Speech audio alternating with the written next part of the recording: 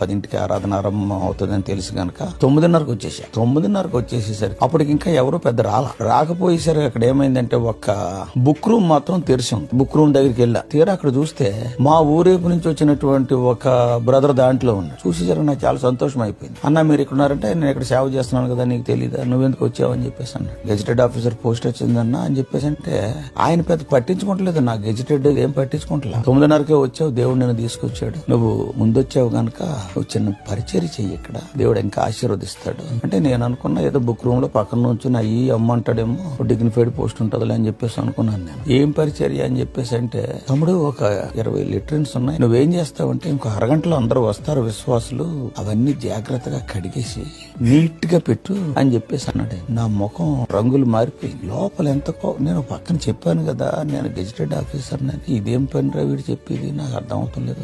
Gazetted అంటే నీకు తెలుసా, లోపల తిట్టుకుంటున్నా కానీ మందిరంలో ఉన్నా. ఇక్కడ 2 విషయాలు, చెప్పింది చేయకపోతే ఇతను డిజోబీడియంట్ అంటారు, చేయటానికేమో నాకు ఇష్టం లేదు. దేవుని మందిరంలో చేయలేక కాదు, this is the first assignment. ఎబ్రోన్లోకి ఎంటర్ కాగానే గెజిటెడ్ పోస్టింగ్ ఇది ఇష్టం లేదు లోపల, కానీ కాదనకుండా ఉండాలని చెప్పేసి ఆ రోజున దేవుడు అది ఏర్పాటు చేయకపోతే ఏమో జీవితం ఎలా ఉండేదో తెలియదు. అక్కడికి వెళ్లి ఫస్ట్ లెటర్ ఏదో తలిపేసి కడుగుతున్నాం in obedience to his orders. కడిగిన తర్వాత ఒకటి కడిగిన సెకండ్ దాంట్లోకి వెళ్ళి సెకండ్ కడిగే టైంలో పని జరిగింది. థర్డ్ దానిలోంచి నాకు ఒక పాట వినపడుతుంది. ఎవరో ఒక ఆయన ఉన్నారు దాంట్లో ఉండి ఆయన చక్కగా సంతోషమే సమాధానమే అని పాడుకుంటున్నాడు. పాడుకునేసరికి నాకు కంగారు పుట్టింది. ఏమరా నేను ఒక్కడనే కడుగుతున్నాను అని చెప్పేసి అనుకుంటే ఇంకోడెవడో చేరాడు ఇక్కడ, వీడెవడో తెలిసినోడైతే మనకు చాలా ఇబ్బంది అని చెప్పేసి అని చాలా భయంతో ఈయనెవరో అని చెప్పేసి చూద్దామని బయటకు వస్తానికి ఆగింది. ఆయన బయటకు వచ్చినప్పుడు that is where God's food.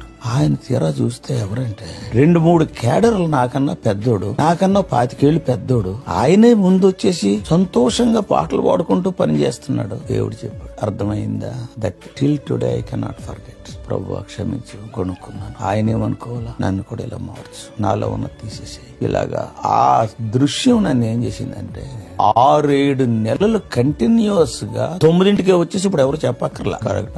తర్వాత ఒక 6 నెలల తర్వాత కంటిన్యూస్ గా రావటం చూసి కొంతమంది పరిచయం అయ్యారు. పరిచయం అయ్యి ఈయన ఇంజనీరింగ్ చేస్తున్నాడు కదా అని చెప్పేసి అని అప్పుడు మందిరంలో ప్రమోషన్ ఇచ్చారనమాట. అంటే లిటరల్ నుంచి చెప్పుల స్టాండ్. తర్వాత నెమ్మదిగా ఈ రోజు దేవుడు 44 సంవత్సరాల తర్వాత ఇప్పటికి కూడా నేను చెప్తా, హృదయపూర్వకంగా చెప్తా, పులిపీటి మీద నుంచి చేసి సేవ కంటే ఈ సేవ చాలా ఉత్తమం. It is not a competitive ministry, this is behind the curtain.